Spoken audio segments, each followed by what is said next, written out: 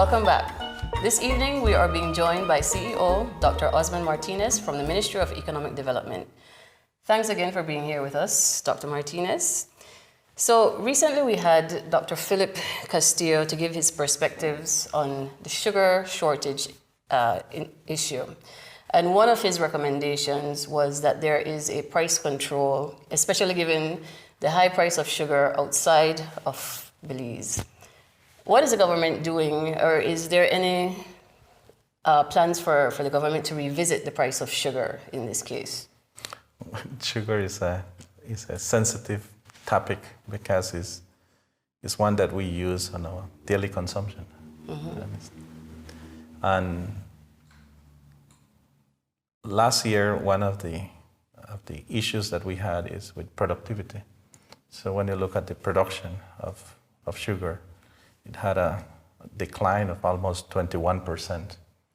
And then there was an incentive or a motivation to contraband the sugar to Guatemala because of the high prices that are being paid in Guatemala and even in Mexico.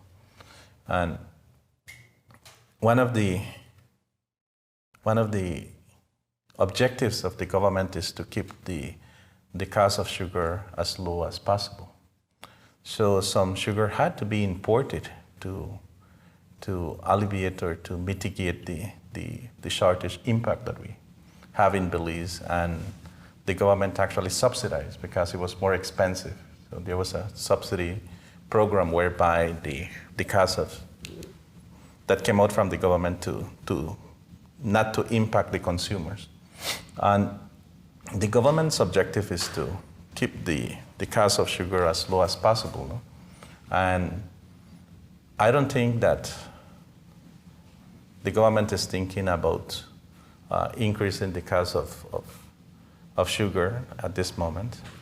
And so there's a lot of negotiations happening. But as long as there is a shortage of sugar or a deficit when you look at the supply and demand in the global market, that's a commodity that the price will continue to rise in the international market. The government's hope is to keep it as low as we can, and that whereby we shouldn't be seeing increases on the cost of sugar. Okay, so no increase in sugar prices anytime soon. Yes. All right.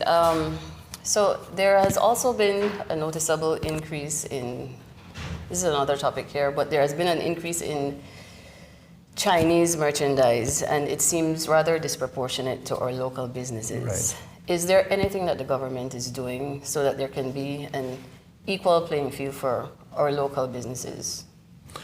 And I think that when you look, for example, at the Chinese community coming to Belize, is unique, no? But it's part of the financial architectural design that China has to conquer the world. So, for example, one of the things that they have done is to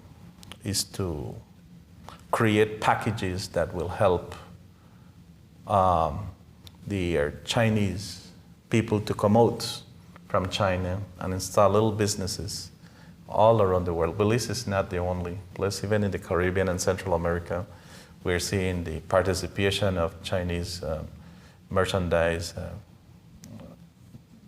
more significantly than before. Mm-hmm. And this is something, a transition or a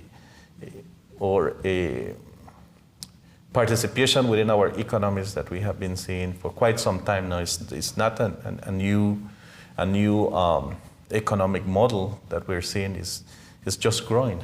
Okay, it keeps growing, but that is a design that China actually has, where they give small loans to MSMEs, then they get the opportunity to invest in other countries, and then they import.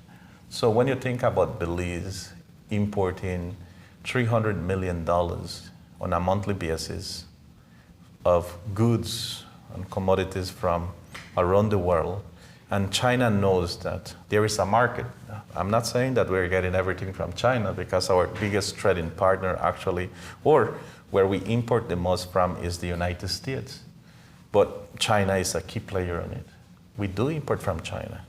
And so the having a structure where there are, for example, one of our strongest associations or whatever we would want to call it, commissions in Belize is the Chinese Commission, okay, or the Chinese Association. They are very strong, okay, and that shows the presence that they have within Belize's economy. But they are one of the smallest one when you compare them to the Central American countries and even the Caribbean region. Okay, so however, they have also been able to compete in prices. You know, when you have other vendors or other grocery shops, their model, and because they buy on bulks and everything, they're able to sell at a cheaper cost than the locals. And that's a disadvantage that we have in Belize. So what we have to do and what we're doing is to look at comparative advantages where our local community can, and our local entrepreneurs and MSMEs can participate on, whereby there is an advantage on that economic model that the Chinese community has, and how can we complement it? Because it needs complementation. And if it is not being complemented locally, then we will open doors for another group of international investors to come in and take it over. And so it's best that the local community can take advantage of it. So for example, in the agro-productive sector, that's not a sector that the Chinese would go. We have the advantage there. We have the advantage there. But they would want to sell sweet pepper, tomatoes at their store. So they can definitely purchase, and when they purchase it cash. So that's just one example, you know. The other example is how can we diversify, you know, and let them use, for example, electricity being produced by Belizeans.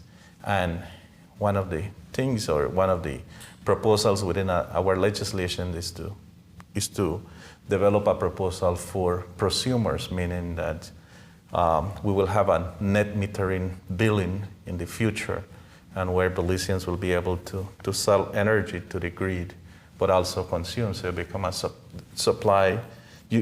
Belizeans will be able to supply, but at the same time, you become a consumer. So the prosumers model, and that way you will be saying, well, let the Chinese consume it. You know, so we have to find ways on how to complement what they're doing, but at the same time, how to complement, but in a way that it will benefit the Belizean community.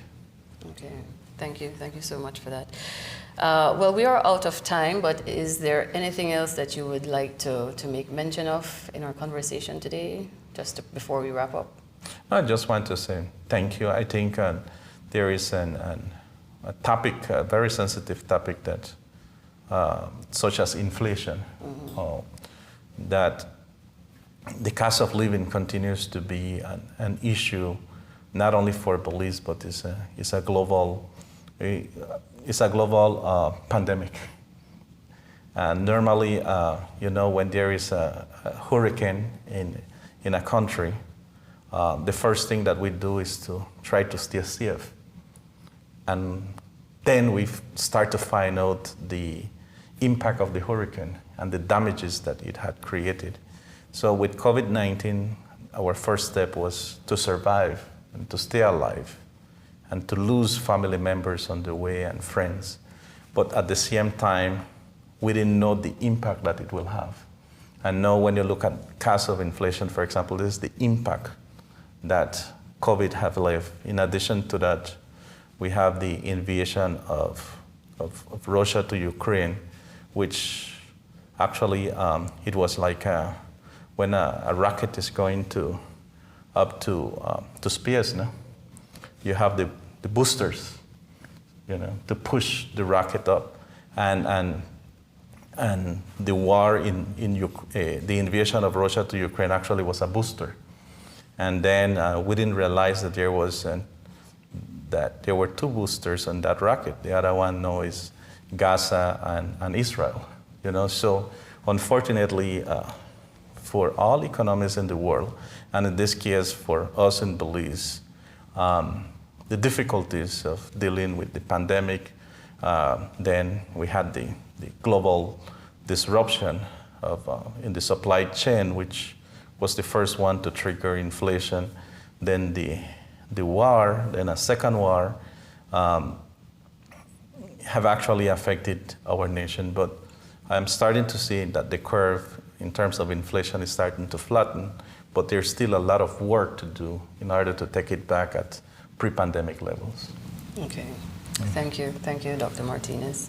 Thank you. So that is all we have for today. So thank you for being with us here, and we hope to see you soon. No, thank you. My pleasure. When you return, Destiny talks about mental health with Dr. Dale Graham. Don't go away.